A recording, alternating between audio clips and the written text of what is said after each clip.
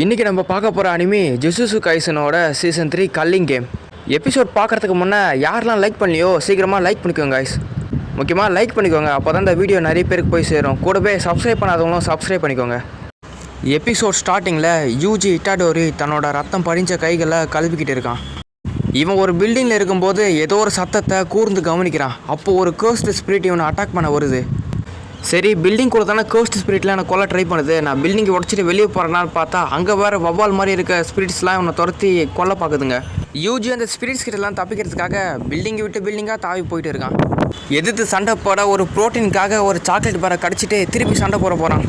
ஒரு கட்டத்தில் யூஜி அதுங்கிட்ட நல்லா வசமாக மாட்டிக்கிட்டான். அதுக்கப்புறமா அந்த ஸ்பிரிட்டு கை வெட்டப்பட்டு யூஜிக்கு மேலேயே விழுந்துருச்சு.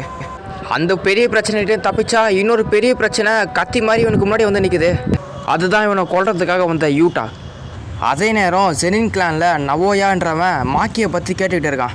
என்ன மாக்கி இறந்து போயிட்டாளா? அவெல்லாம் ஒரு ஆளே கிடையாது. ஆண்களை மதிக்காதவங்களாம் இதை தான் நிலமை ஆகும். பின்னாடி முதுகில் குத்துற நிலமை தான். அது ஒரு பெரிய எக்ஸாம்பிள்லாம் மாக்கி தான் அப்படின்னு இவன் திமிராக பேசிட்டு போயிட்டு இருக்கான். இவனுக்கு ஜெனின் கிளானோட அடுத்த லீடர் ஆகணும்னு ஆசை இருக்குது. இவன் ரூமோட கதவை திறந்து உள்ளே போக, நீ என்ன தான் நினச்சிட்டு இருக்க? நீ இப்போ என்ன பண்ண போகிற? உன்னோட அப்பா இறந்து போகிற நிலையில் இருக்கும்போது இவ்வளோ லேட்டாக வருவேன் அப்படின்னு ஒருத்தர் கேட்குறாரு. எனக்கு எதுக்கு அந்த கவலைலாம்? நான் தானே இந்த ஜெனின் கிளானுக்கு அடுத்த லீடர் ஆக போகிறேன். என்னோட ஓல்டர் பிரதர் அவன் ஒரு பேஸ்ட்டு தான். அப்புறம் உங்களோட பொண்ணு சொல்லவே வேணாம். அப்புறம் அங்கே இருக்கார ஜெனிச்சி, அவரோட முகம் கொஞ்சம் நல்லாவே இல்லை. கொஞ்சம் டோஜி மாதிரி இருந்தாவது கொஞ்சம் நல்லாயிருக்கும்.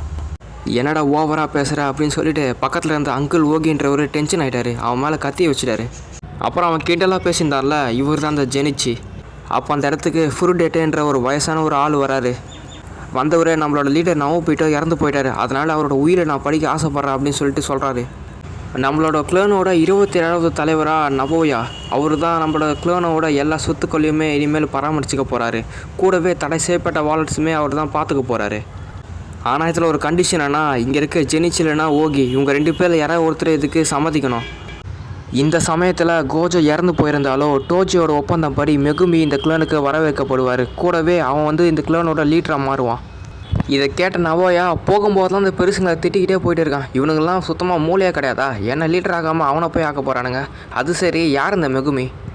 அவன் இப்போ என்ன பண்ணிகிட்டு இருக்கான்னு கூட ஒரு அசிஸ்டண்ட் கிட்டே கேட்குறான். மெகுமியை அந்த சுகுணாவோட வெஸ்ஸில் கண்டுபிடிக்கிறதுக்காக டோக்கியோக்கு அனுப்பிச்சிருக்காங்க. ஓ அப்படியா? அப்படின்னா இந்த விஷயத்தை எல்லார்ட்டையும் சொல்லிவிடுங்க. நான் அந்த சுகுணாவோட வெஸ்ஸில் கொல்ல போகிறேன். கூடவே நான் இன்னொரு பிளான் வச்சுருக்கேன். அப்போது மெகுமியும் கொல்ல போகிறேன். டோக்கியோவே இப்போ ரணகலமாக இருக்குது. அங்கே யார் இப்போ இறந்து போகிறாங்கன்னே தெரியல. இந்த சமயத்தில் போகிறது கொஞ்சம் ஆபத்து தான். இருந்தாலுமே நான் இதை பண்ணிட்டேன்னா மிச்சம் நடக்க வேண்டிய வேலைகள் எல்லாமே தானாமே நடக்க ஆரம்பிச்சிடும். இது முடிஞ்ச உடனே அடுத்த ஜெனின் கிளானோட லீடர் நான் தான். இந்த பக்கம் யூஜி இட்டாடோரி ஷிபியோவில் நடந்த விஷயத்தை பற்றி நினச்சி சோகமாக இருக்கான். ஏன்னா அங்கே மக்கள் இறந்து போக நான் தான் காரணம் நினச்சிட்டு இருக்கான் யூஜி. அப்போ அந்த இடத்துக்கு சோசை வந்து என்ன உடம்புல காயெல்லாம் எப்படி இருக்குது அப்படின்னு கேட்க, அந்த பிளாக் ஃபாஷ் நடந்த இடத்த தவிர மிச்செல்லாம் பரவாயில்ல, இதுக்கு காரணம் சுகுணா தான் நினைக்கிறேன் அப்படின்னு சொல்கிறான். சோசோ அப்போது நீ ஜுஜுட்சு ஐக்கு திரும்பி போயிடு, மிச்ச வேலைகளை நான் இங்கேருந்து பார்த்துக்கிறேன் அப்படின்னு சொல்கிறான். அதுக்கு யூஜி, நான் திரும்பி போகிறேன்னா இல்லை வரணுன்றதுக்கு அவ்வளோ கிடையாது, இங்கே இருக்க கோட்ஸ் எல்லாத்தையுமே திரும்பி விரட்டி அடிக்கணும், அதுதான் என்னோட கோல் அப்படின்னு சொல்கிறான். அது மட்டும் இல்லாமல் சுகுணா வேறு ஃபுஜிகாரை வச்சு ஏதோ ஒரு பிளான் பண்ண பார்க்கணும், அது என்னதுன்னு கண்டுபிடிக்கணும். அதுக்கு அடுத்து இவன் கையை தட்டி அங்கே இருக்க கோர்ஸ் எல்லாத்தையுமே கூப்பிட்றான். அப்போ தான் எல்லாத்தையும் போட்டு தரல கரெக்டாக இருக்கும்னு. இங்கே வினோதமான கோர்ஸ்லாம் இருக்குதுப்பா. ஒத்தகன வாயெல்லாம் இருக்கிறான். அவன் வேற இவனை பிடிச்சி துரத்த ஆரம்பிக்கிறான். இவனும் ஏதோ ஒரு பிளானுக்காக எல்லாத்தையுமே கூப்பிட்டுக்கிட்டு ஏதோ ஒரு இடத்துக்கு ஒன்று தரத்தி கூப்பிட்டு போயிட்டுருக்கான். இது எல்லா கோர்ஸுமே இவனுக்கு பின்னாடி ஏகப்பட்ட 100கணக்கான கோர்ஸ் பின்னாடி துரத்துக்கிட்டே வருவோம். இவன் ஏதோ ஒரு டனல் மாதிரியான இடத்துக்கு இதுங்க எல்லாத்தையும் கூப்பிட்டுட்டு போகிறான். அவன் சோசோன்னு கத்தவும் அங்கே சோசோ வந்து அவனோட பிளட் பவரை யூஸ் பண்ணி எல்லா கோர்ஸுமே அவன் கொண்டுட்டான். இங்கே சோசோக்கு பின்னாடி இன்னொரு கோர்ஸ் வந்து இவனை துரத்திக்கிட்டு வந்துட்டு இருக்குது. அவன் யூஜியை கூப்பிடுவோம். யூஜி இந்த கோர்ஸுக்கு ஒன்று இவனை காப்பாற்றுறான். அப்போ அங்கே நவோயா ஜெனின் மெகுமியை தேடி வந்திருக்கான். ஆனால் அங்கே இருக்கிறது இவனுக்கு 2 பேர் தான். நான் இங்கே அந்த மெகுமியை தான் தேடி வந்தேன். நீங்களாம் யார் அப்படின்னு கேட்குறான். சரி, என்ன தான் இருந்தாலும் எனக்கும் மெகுமிக்கு தான் இங்கே பிஸ்னஸே. நீங்கள் 2 பேரும் என்ன வேணால் எனக்கு என்ன, ஆனால் நீங்கள் இப்படி சுற்றுறது எனக்கு சுத்தமாக பிடிக்கலப்பா. அதனால் அவங்க 2 பேரோட காலை நான் உடச்சி தூக்கி போட போகிறேன் அப்படின்னு சொல்கிறான் நவோயா. அதுக்கப்புறம் உடனே அவன் பிரிட்ஜில் இருந்து கீழே இறங்கி வந்து சோசோ யூஜியை போட்டு பொழந்து காட்டுறான். 3 பேரும் மாற்றி அடிச்சுக்கிறானுங்க. அப்புறம் காய்ஸ் எல்லாருமே பார்க்குறீங்க, ஆனால் நிறைய பேர் லைக்கே பண்ண மாட்டேறீங்க. நீங்கள் பண்ணாததுனால நிறைய பேருக்கு போய் சேர மாட்டேங்குது. கூடவே சப்ஸ்கிரைப் பண்ணிக்கிங்கன்னா கொஞ்சம் நிறைய பேருக்கு போய் சேரும். அதுக்கு தான் நான் சின்னதாக ஒரு ரிமைண்டர் கொடுத்தேன். சரி, நம்ம திருப்பி கதைக்குள்ளே போய் பார்க்கலாம். இவங்க சண்டையில் திடீர்னு ஒரு பெரிய அலை வந்த மாதிரி அவ்வளோ பெரிய சக்தி வாய்ந்த ஒரு பவர் ஒன்று இவங்களால் ஃபீல் பண்ண முடியுது. அந்த சக்தி பயங்கர பவர்ஃபுல்லாக இருக்குது. இவங்களால எவ்வளோ தூரத்துலேருந்து ஃபீல் பண்ண முடியுதுன்னா பார்த்துக்கோங்களேன். 3 பேரும் அட் அ டைமில் அந்த ஃபீல் பண்ணுறானுங்க. யூஜிக்கெலாம் ஒரு வேளை இது கோஜோவாக இருக்கும்லாம் சந்தேகப்படுறான். யார் அது அவ்வளோ பெரிய சீனை காமிச்சிட்டு வர்றதுன்னு பார்த்தா நம்ம யூட்டா பையன் தான். யூட்டா பையன் நம்ம யூஜியை கொல்றதுக்காக வந்திருக்கான் இங்கே.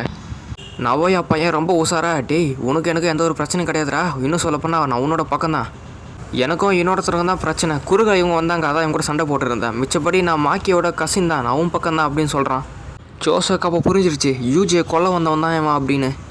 அப்போ அவன் யூஜி கிட்டே, டே யூஜி உடனே ஓடி போயிடுடா, இவங்கிட்ட மாட்டினா அவ்வளோதான் சங்கு தான், உடனே ஓடி போய்ட்டான்னு தப்பிச்சிடலாம் அப்படின்னு சொல்கிறான். அதுக்கப்புறம் யூஜி இங்கேருந்து ஓட தப்பிக்க இந்த யூட்டா பையனை பின்னாடியே வந்துட்டு இருக்கான். நம்ம யூஜின்னு சொல்லக்கூடாதுப்பா, நல்லா சரியான வேகத்தில் தான் வர்றான். பின்னாடி வேறு யூட்டாவே பயந்துட்டான், என்னடா அவன் எனக்கே டஃப் ஊற்று வர்றான் அப்படின்னு. இங்கே நவோயாவும் சோசோக்கோ இங்கே சண்டை ஆரம்பிக்க போகுது. 2 பேரும் இப்போ உட்காந்து பேசிகிட்டு இருக்கானுங்க. இங்கே நவோயா, டே சோசோ உன்னோட பிளட் பவரை யூஸ் பண்ணி தான் எல்லாருமே அட்டாக் பண்ணிகிட்டு இருக்க, அதை நீ எல்லாத்தையுமே கலெக்ட் பண்ணல முதல்ல அட்டாக் பண்ணதுக்கு, அது கொஞ்சம் டைம் ஆகும் தானே. ஏன்னா சோசோ நான் சொல்ல வர்றது உனக்கு புரிஞ்சுதா அப்படின்னு கேட்குறான். என்னதுன்னா சோசோ அட்டாக் பண்ண அவனோட பிளட்டெல்லாம் ஒன்று திரத்தி ஒரு கலெக்ட் பண்ணணும், அப்போ தான் அவனால் அட்டாக் பண்ண முடியும், அது கொஞ்சம் டைம் ஆகும், அந்த டைமை யூஸ் பண்ணி அட்வான்டேஜாக எடுத்து இவனை கொல்ல பார்க்குறான் போல். அப்போது ஆரம்பத்தில் பார்த்தோன்னா ஒரு பெரிய கேர்ஸ் ஸ்பிரிட்டு அது இப்போ இங்கே வந்திருக்கு, அதுவும் பெருசாகுது, பில்டிங்கெல்லாம் உடச்சிட்டு தான் இங்கே வந்திருக்கு. அதுக்கடுத்து யூட்டா கத்தியால் நம்ம யூஜியை நல்லா பிடிச்சி வச்சுட்டான். டெக்னிக்கலாக இதை தான் நம்ம ஆரம்பத்தில் பார்த்தோம். இங்கே யூஜியும் நல்லா அந்த கத்தியை பிடிச்சிட்டு இருக்கான். அப்போது இவன் கிட்டேருந்து கிக்கு விட்டு எஸ்கேப் ஆக இந்த இடம் பார்க்க ஏதோ தேட்டர் மாதிரி இருக்குது. இந்த சீட்டுக்கு மேலே உட்காந்து இவன் கத்தி வீச இவன் அதுக்கிட்ட தப்பிக்கன்னு இப்படியே சண்டை போட்டிருக்கானுங்க. முடிஞ்ச அளவுக்கு யூஜி அட்டாக் பண்ணாமல் டாஜ் தான் பண்ண பார்க்குறான், டிஃபென்ஸில் தான் இருக்கிறான். அப்போது ஒரு பஞ்சில் யூஜி வெளியே வந்து விழ இந்த யூட்டாவோட இந்த கேர்ஸ் எனர்ஜி பயங்கர பவர்ஃபுல்லாக இருக்குது. அதை நேரடியாக பார்க்குறான் யூஜி.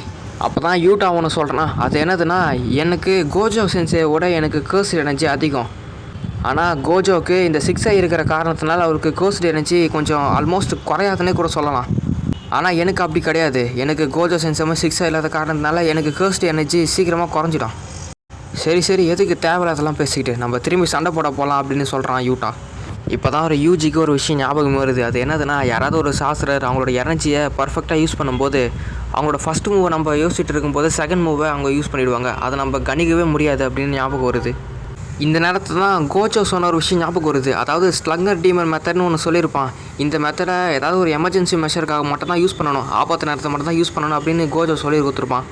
ஸோ அதனால் ஒரு குட்டியோண்டு கத்தி வச்சு யூட்டா கிட்டே இருக்க பெரிய கட்டானா கத்திக்கிட்ட மோத பார்க்குறான் இவன்.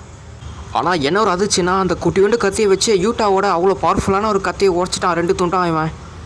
யூட்டாவும் அப்போது என்ன தான் இருந்தாலும் இவன் கோஜோவோட ஸ்டூடெண்ட் ஆச்சு, இவனை நம்ம குறைச்சி எடை போடக்கூடாது, நம்ம குறைச்சி எடை போடுறது நம்ம தப்பு தான் அப்படின்னு நினைக்கிறான் இவன்.